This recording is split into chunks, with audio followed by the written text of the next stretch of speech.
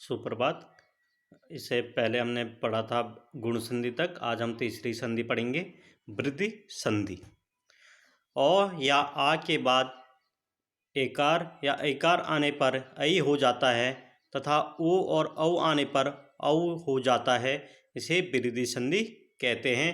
जैसे एक एक, यहाँ पर क में औ है और एक का ए है और ए में वृद्धि होने से ये ऐ बन जाता है। जैसे लोक ऐषणा, लोकेक्षणा, यहाँ पे अकार और एकार में जो ऐ हुआ है।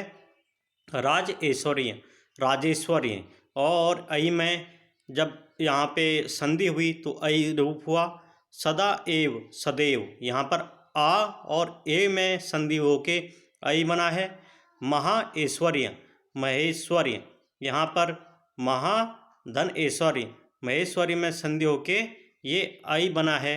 दंत ओष्ठ, दंतोष्ठ, यहाँ पे अ और ओ में जब वृद्धि हुई तो ये औ बना है। महा ओजस्वी, महोजस्वी, आ और औ में संधि होके वृद्धि होके ये यहाँ पर औ बना है। परम औषध, परमोषध, और औ में जब वृद्धि हुई तो इसका औ ही रूप बना। महा औषध, महोषध, आ और औ में वृद्धि होकर औ रूप बना। अब यहाँ पे हम यड़ संधि देखेंगे।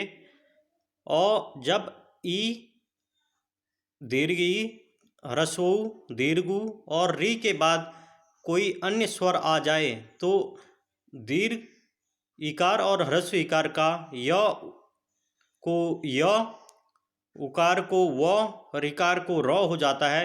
इसे यण संधि कहते हैं। जैसे अत्यधिक, यहाँ पे इकार को यकार हुआ। जो तौ का तौ में, अति के तौ में जो ई है और अधिक के अ को जब संधि हुई तो वहाँ पर यकार बन गया।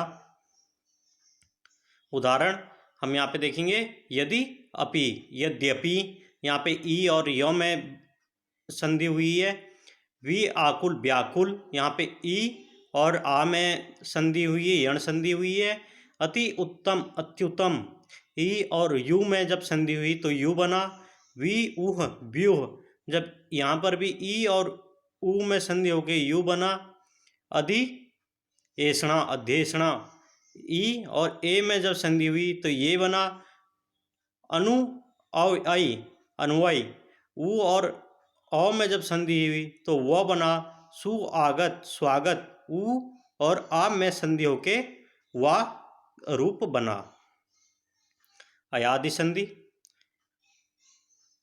औ, ए, आई, ओ, औ स्वरों का मेल दूसरे स्वरों से हो तो ए को ऐ, ऐ का आय, ओ का औ तथा औ का आउ हो जाता है। इसे अयादि संधि कहते हैं।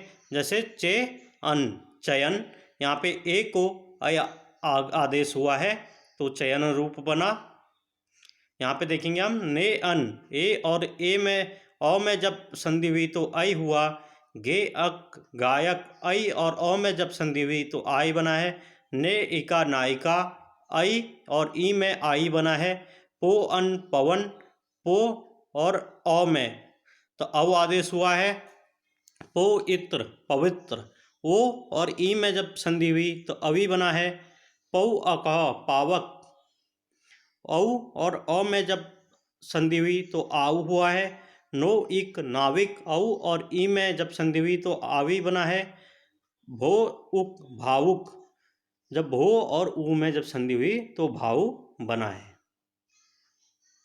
अब हम देखेंगे व्यंजन संधि, जो हमारी दूसरी थी। व्यंजन वर्ण का व्यंजन या स्वर से मेल होने पर जो परिवर्तन होता है उसे व्यंजन संधि कहते हैं। जब व्यंजन वर्ण का व्यंजन या स्वर से मेल हो जाता है से जो परिवर्तन होता है, जैसे जगत ईस, जगदीश, वाक इस, वागिस, क्री ई, क और ई में जो यहाँ पे वो हुआ है उससे गी बना है। व्यंजन का स्वर से मेल होने पर जो परिवर्तन होता है उसे व्यंजन या स्वर से परिवर्तन होता है। जैसे दिगंबर, क दिक अंबर क और अ में जो संधि हुई उसे परिवर्तन होके ग बना। व्यंजन संधि का और भी देखेंगे, जैसे जगन्नाथ जगनाथ। इस शब्द में जगत का त व्यंजन है तथा नाथ का ना भी व्यंजन है। यहाँ पे अभी तक हमने स्वर व्यंजन और स्वर में देखे थे। अब इस व्यंजन से व्यंजन में यहाँ पे हम देखेंगे कि जगत का त व्यंजन है और नाथ का ना भी व्यंजन है। दोनों के बीच में मेल से नया शब्द बना है नौ, यानी हलंत नौ, पूर्ण नौ नहीं बना है। अतः यही व्यंजन का व्यंजन से मेल हुआ है। यहाँ पर हम देखेंगे कि व्यंजन का व्यंजन से मेल हुआ है। विसर्ग संधि। विसर्ग का किसी स्वर या व्यंजन से मेल होने पर जो परिवर्तन होता है उसे व्यंजन संधि कहते हैं, विसर्ग संधि कहते हैं। विसर्ग का किसी स्वर या व्यंजन से मेल होने पर जो परिवर्तन हमें देखने को मिलता है उसे हम विसर्ग संधि कहते हैं। जैसे धनु टंकार, धनु टंकार, धनुष टंकार। यहाँ पे जो विसर्ग को सकार हुआ है, सौ हुआ है, धनुष टंकार बना है। जैसे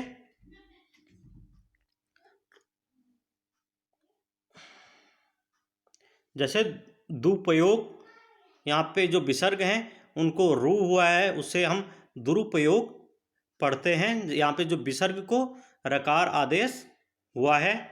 तो ये हमारी संधियाँ थी।